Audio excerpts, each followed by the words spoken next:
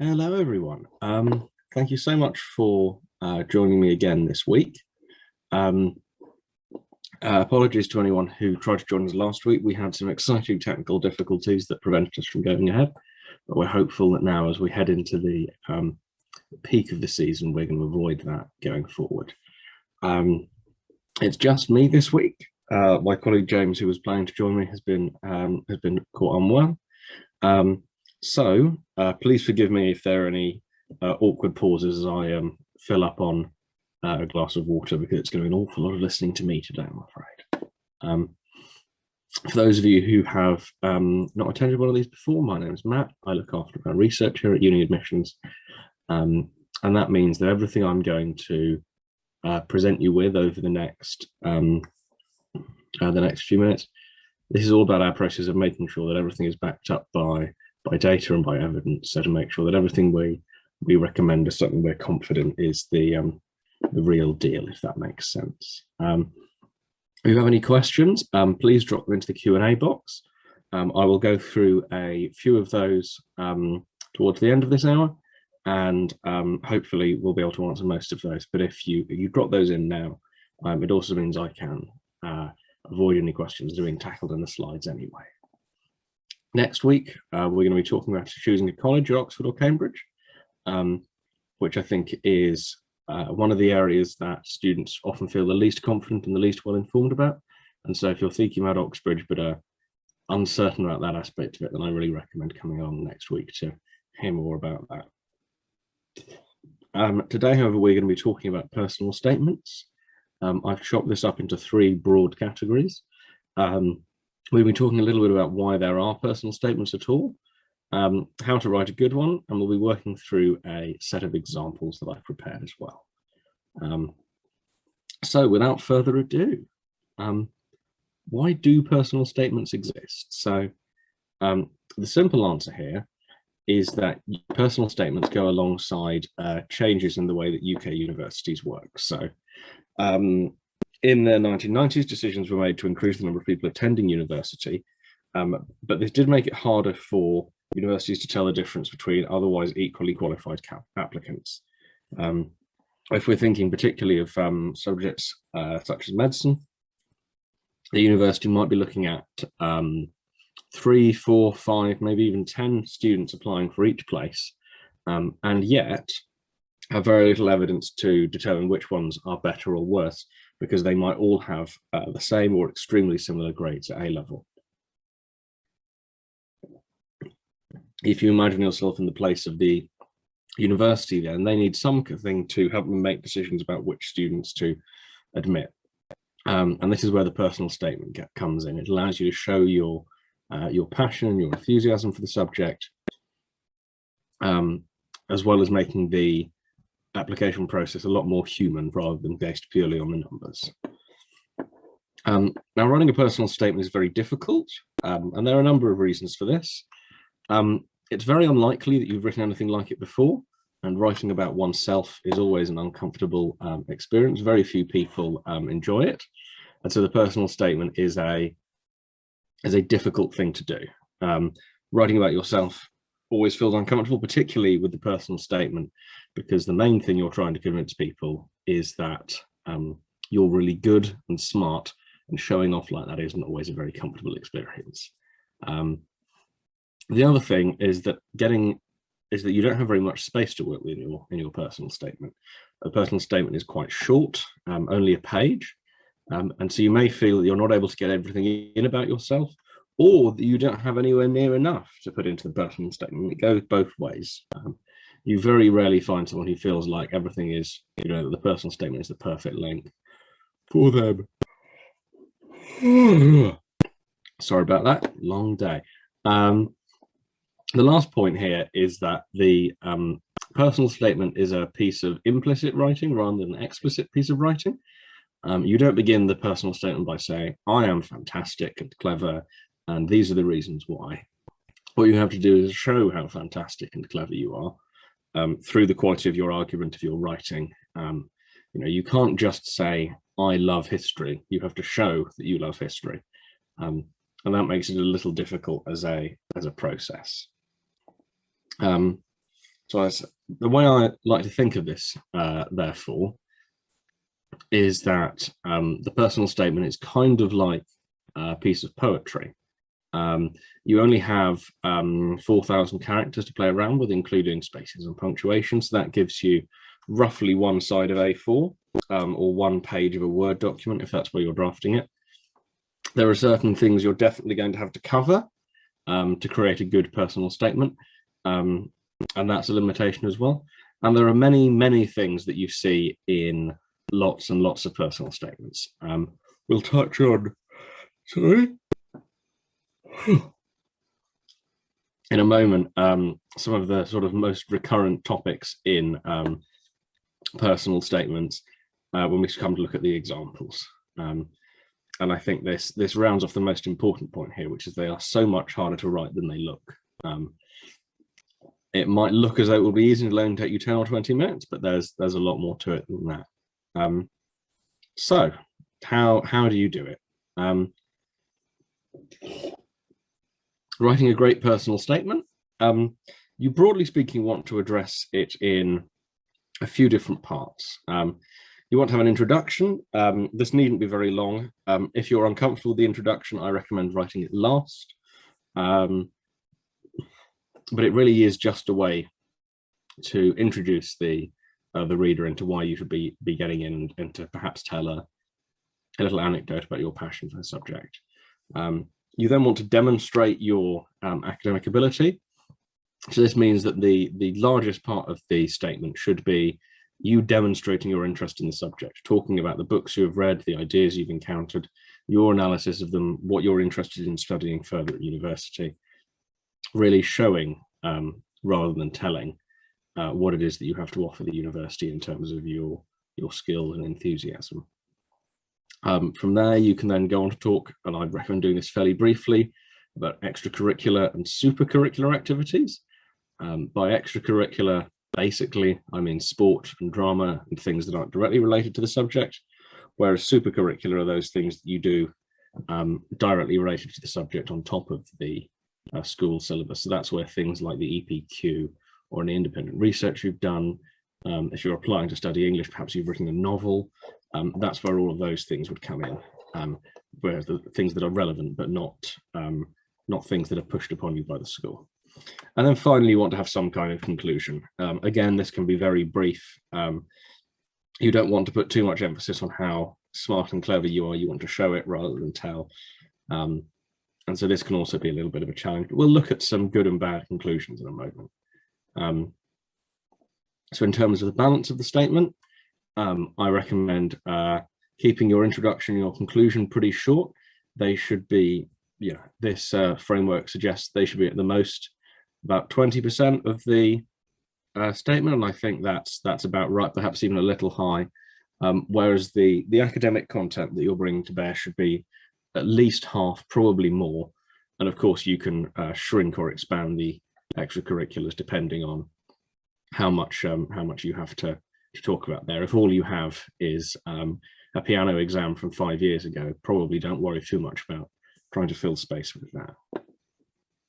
What you're trying to demonstrate, therefore, in their personal statement is you want to show that you have a real passion for the subject you're applying for, and for that to come through based on the breadth of your reading, of your interests, of your engagement, to really show that you are doing a proper job of getting interested in the subject.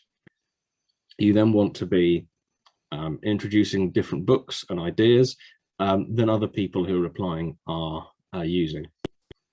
There are, and I spend a lot of time reviewing personal statements each year, so I've read probably hundreds at this point, maybe even close to 1,000, and certain books, certain ideas come up again and again, and as a reader, there is something exhausting about reading about the man who mistook his wife for a hat, or Eve was framed for the 35,000th time. So it's always helpful to make sure you're using different resources than everyone else.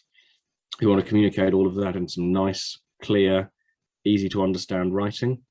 And you want to give off a sense of personality. You want to be someone that the reader is interested in getting to know. After all, you are inviting the reader to spend quite a lot of time with you at the university. So you want to make sure that you come across as a pleasant, interesting person. strong in your opinions, but not stubborn or belligerent, for example. Speaking of examples, I'm going to run through a few here. Here we have an example of an introduction for a medicine personal statement. If I just give you all a moment to sort of read that and have a look. In fact, I'll tell you what, since it's just me today, let's have a little bit of interaction, shall we? I'm going to see if I can add a question onto this, and we'll see if people think each of these is good or bad. That'll be fun, won't it?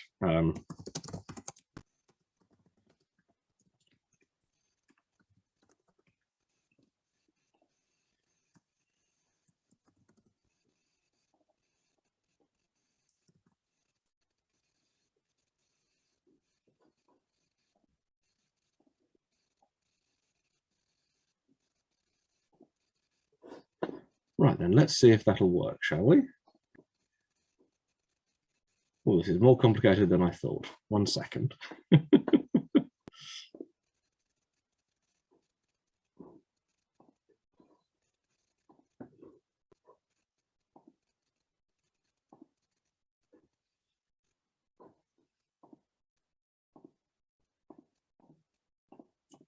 There we go. A little bit of interaction. That'll be fun since it's so few of us today. For this first example I've pulled up, the student has written, for me, medicine offers me an academic and mentally challenging profession which amalgamates my fascination with the human body and my desire to work with a variety of individuals with their own individual problems on a day-to-day basis, offers a chance to make a real difference to the lives of others. Now, hopefully, you should be able to see a poll that has popped up, giving the opportunity to tell me what you think of this one.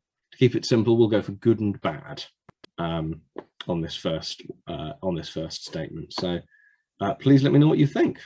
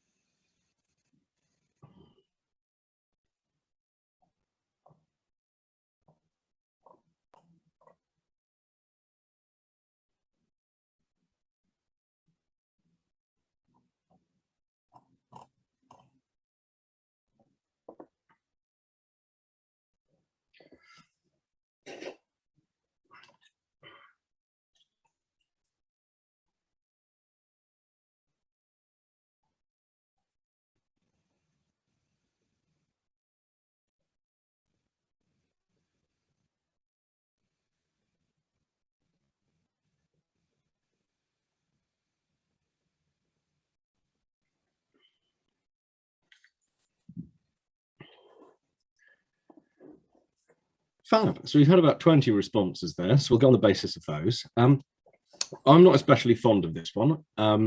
It's ended up being about 2/3 yes to 1/3 no. What I don't like about this one is that it's so wordy. Now, to start off with, for me, I think is silly. Who else would it be for? This is your personal statement. Who else could you be talking about? It also makes you sound a little silly, because you're suggesting as your personal insight that medicine is difficult, a mentally challenging profession. I don't think the student fully understands what amalgamate means here, so I would have chosen a less showy word. And the offers a chance to make a real difference to the lives of others. Personally, I find a little trite. Obviously, there's nothing wrong with that. But this is a good example of where you want to be showing your interest and concern rather than simply telling me. Much more effective here would be some kind of some kind of little story about your enthusiasm for the subject, which is what we're going to go for next. So what do we make of this one?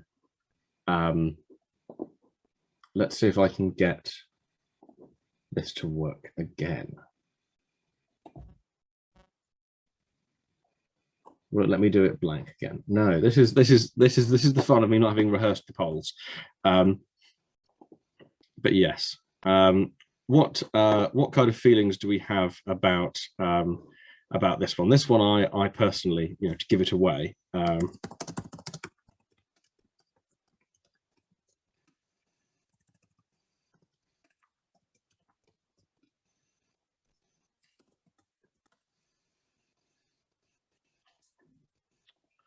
See if I can get that working. That would be nice, wouldn't it?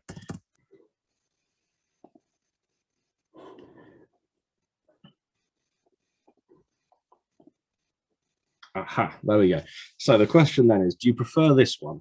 We've had two now. Do you like this one better?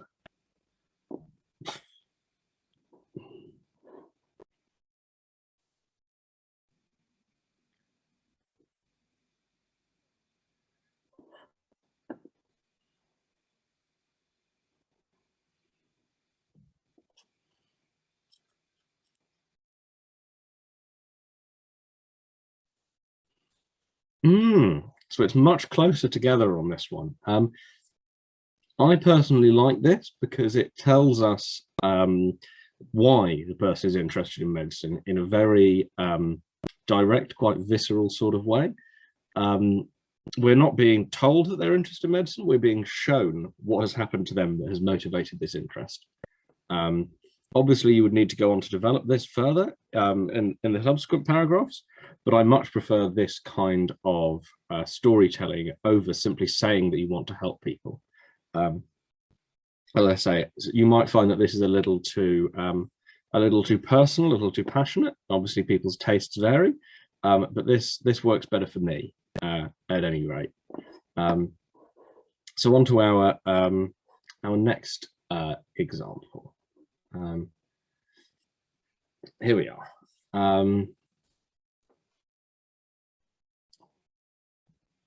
This is, so we talked about having read different books. Now, the book Eve Was Framed is probably the most popular personal statement book. It comes up almost every time that someone is applying for law.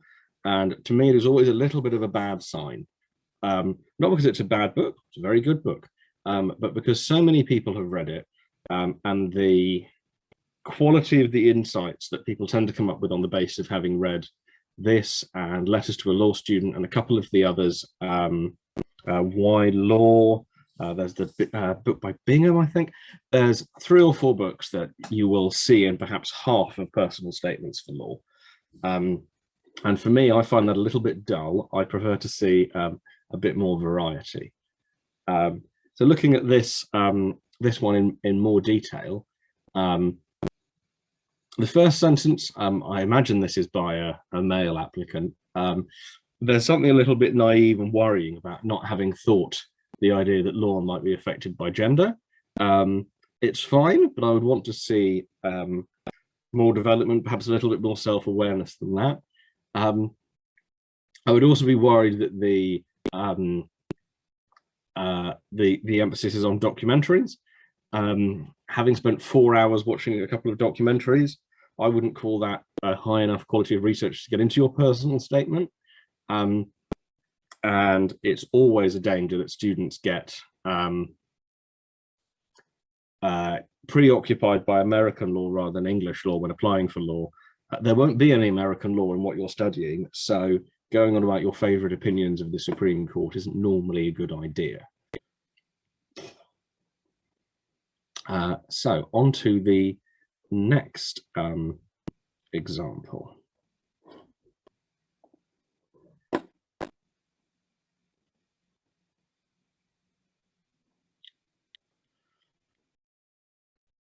Yes, here we have a much better developed example of the sort of academic section of the personal statement. We see that the student has read and reflected on Plato. they've put it in the, they've thought not just about how Plato's ideas work in Plato's time, but also how they apply in our own time. It's very easy when looking at historical texts to immediately jump to considering it in our own context. And so I think it's very helpful, as the student has done here, to take seriously the ideas themselves. You're not going to get very far at university if you think you're smarter than Plato, and so I would always resist the temptation to write as though you are when criticizing these ideas. I think some of the language here is a little bit too flowery. I'm not a huge fan of some of the overused verbs here, both complying and incorporating. I think is a little much. But broadly speaking, this is good. This is the kind of level of engagement with the text that I'd like to see in a personal statement. Moving on to the extracurriculars. This is fine. It's nice and short. I like it well enough, but none of this contributes to why the person should be allowed to come and study the subject. There's no link made. And to be honest, claims like, oh, I like doing endurance running because it shows how determined I am, I'm not very convinced by. It's nice, but I think if you're going to be doing these things, you should do them for their own sake.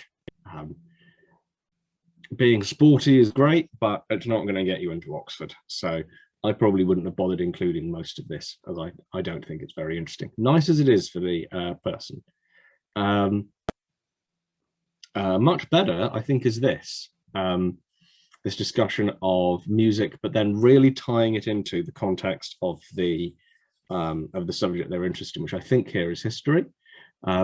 It's not just the music that they're interested in. It's not just showing off that they're good at their piano scales. It's showing how the ideas of the music, the historical context, all of these things are being worked into the activity in a kind of synthesized, sophisticated way. So this I like enormously, and I think is a really fantastic little paragraph. To look at a couple of a few final examples. Again, it's nice that you're on the committee of the School Economic Society. Apparently, you've had the chance to meet many influential people. Not so influential that you can remember anything about what they said or who they were or what you thought. This does nothing for me at all. It's great that you're engaged with an economic society at school, but in order for me to care, you have to tell me something about what it made you think about economics, and you've done nothing there. All you've done is told me that you're a big deal, but you've done absolutely nothing to show me that you're smart, which is a huge worry here, because influential professionals, great, but it doesn't appear they've influenced you because you haven't thought at all about what you got out of the experience, which is a worry. Here again, we have an example of telling rather than showing, genuine zeal and an ability to relate my studies to the real world. I'm convinced that I will thoroughly thrive. Well, that's fine. You can be convinced, but you haven't convinced me. Again, please don't tell me how smart you are. Try and show me. I think that will be much more satisfying. So that sort of brings me to the end of this section of the presentation. One of the talking about the personal statement. One of the many things we offer at UniAdmissions is detailed support with the personal statement alongside our other services. These include one-to-one tuition, where you would be working with a current student or recent graduate in the subject you're applying for, really honing your application and making sure that you're focusing on the right things. We also have the opportunity for you to engage in our enrichment seminars. These take place every Sunday and give you a taste of a university level and style of learning, working with your peers and with guest facilitators to really explore the kinds of ideas you want to be putting at the center of your personal statement. We also put a lot of effort into our resources.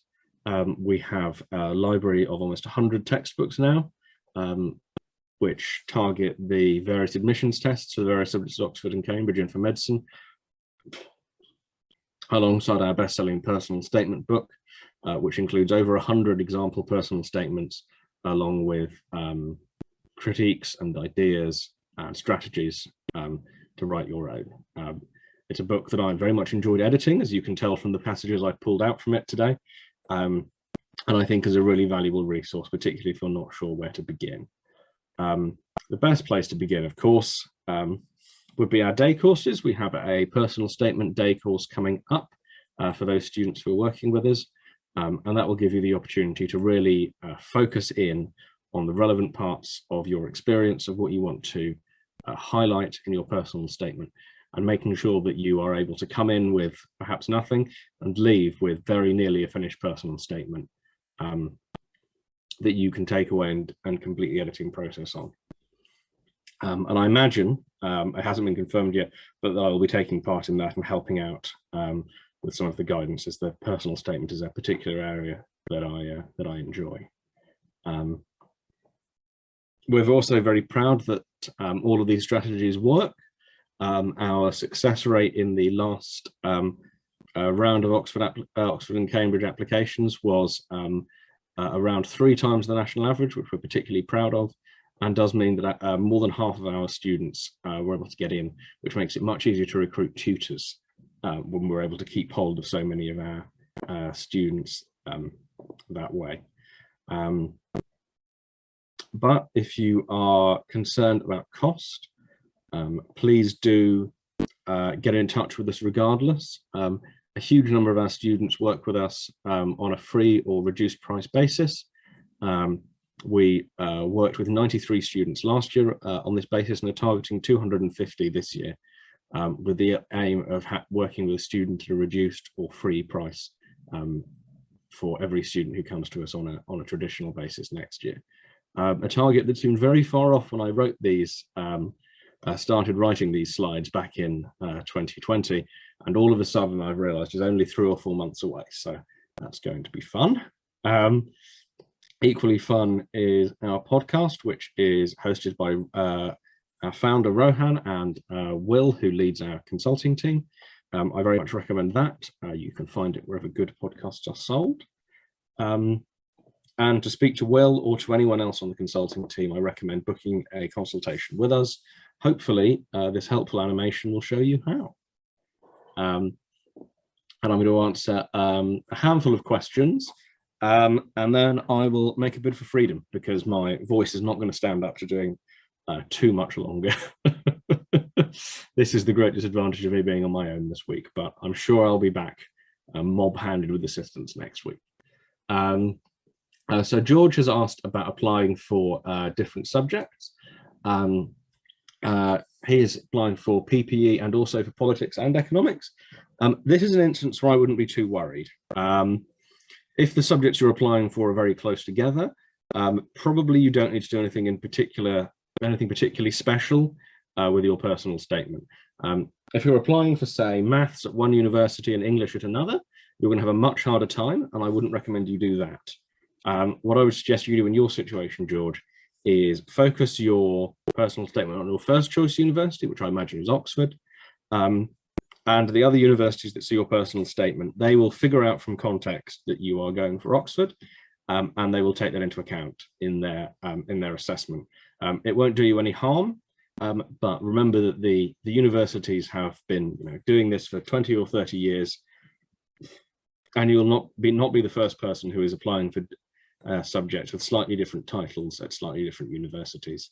They will be prepared for this, and it won't be of any disadvantage to you, unless, of course, you are applying for, in addition to PPE and politics and economics, English and maths and chemistry at other universities, in which case you are going to confuse a lot of people.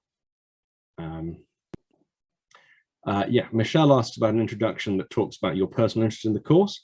I really like this. I think it's helpful to give yourself a little bit of personality. A lot of people like to start with a quote, which I personally can't stand. I think showing what it is that makes you passionate about the subject through something that is unique and personal to you is the way to go. If you don't have anything, that's a bit of a worry, but think about what books you've read, plays you've seen, films, whatever it is that has inspired that interest. You know, it is a personal statement, and I think a mistake a lot of people do make is not to make it personal enough. Chloe asks about the recording. The recording normally gets sent out on a Tuesday, so you can look forward to that, but there definitely will be. Kira asks about the same uni for fifth choice medicine option. Yeah, that's fine. You can do that. We'll be talking about medicine in a couple of weeks. I know Rohan is the expert on this, but generally speaking, that's absolutely fine. But one thing you can do is leave your fifth choice blank until you've had a couple of had a little bit of information about how your medical applications are going, and make that choice later on, depending on how worried you are about your options. But again, Rohan's the expert there, so I would speak to him. Saho asks about reapplying. There's absolutely nothing wrong with not mentioning that you're a reapplicant. If you have an interesting story about overcoming adversity to put in there, that's fine, but it's by no means mandatory. A lot of people will apply to Oxford one year, be unsuccessful, and then apply to Cambridge the next year. And they don't tend to mention that they were unsuccessful for the previous year. If you can find a way of sort of making it part of an interesting story about yourself, then go for it. But I wouldn't worry too much about it, Saho. Kira asked about applying for 2 different subjects at Cambridge. Sadly not. If you try and do that, the UCAS system will reject your form. You won't even be able to press submit, unfortunately. Georgia asks about having an A rather than an A star in maths. I wouldn't worry too much. If the personal statement is really good, if the rest of the application is good, then I think because of the unique circumstances we've been experiencing for the last couple of years with exams, I think that the level of emphasis on small grade boundaries is going to be much smaller than it has been in the past. Phoebe asks about having almost entirely academic insight based personal statement. I think that can be fine. If you don't have a huge amount to add on the personal side, that's not a problem at all. If you can really show what you're doing in terms of the ideas, I think that's going to be really effective. It's good to have some personal in there, but if you don't feel comfortable doing that, if you don't have anything you feel like you can add, then it's not the end of the world if it ends up being less personal. There are a lot of questions about taste at work here, so I wouldn't worry. You know, it's much more important to get something together, to share it with someone else, to sort of start doing the analysis once you've got a draft down, than to worry too much about the high level questions too early on. George asking again about grade inflation with A levels. The thing to remember here is, because everyone has had this same experience, the universities are in the same position with every student they look at. No one really knows what the grades mean, and because there were no exams, and that goes for everyone. So I think the universities will be much more interested in personal statements and in admissions tests than they have been in previous years, principally because the exams themselves don't exist, essentially. So we'll probably talk more about this in coming weeks once I've had time to look more thoroughly into the data. But my expectation is, because the A-level results are a bit weird for everyone, I think that the universities will be being fairly considerate and flexible. I'm going to take one final question. Kira asks about being rejected by other universities once they've figured out you're applying to Oxbridge. So the universities will know because of the earlier Oxbridge deadline. The thing to remember here is, just because you applied for Oxbridge doesn't mean you're going to get in. If you're applying for a competitive subject like medicine or PPE, or even something less competitive like English or classics, there are still more students who don't get into Oxford and Cambridge than there are who do. And so the universities will, if anything, see that as an upside on your application, because it shows them that you're one of the top applicants that they have in that year. because you're already applying for Oxbridge. And so I think there's a perfectly good chance that you'll get an offer. There's a chance they might not be interested in you because they're confident you're going to get into Cambridge and they don't want to offer you a place that you're not going to turn up for. But I think that's very unlikely. And yeah, I'm going to call it a day there. Thank you so much for everyone joining me. I'm sorry it's been so much of my voice. And I will join you all again at greater length, not just at the personal statement course, but next week when we'll be talking about picking a college and other aspects of the application process. Thank you all so much for joining me. It's been lovely to see you all.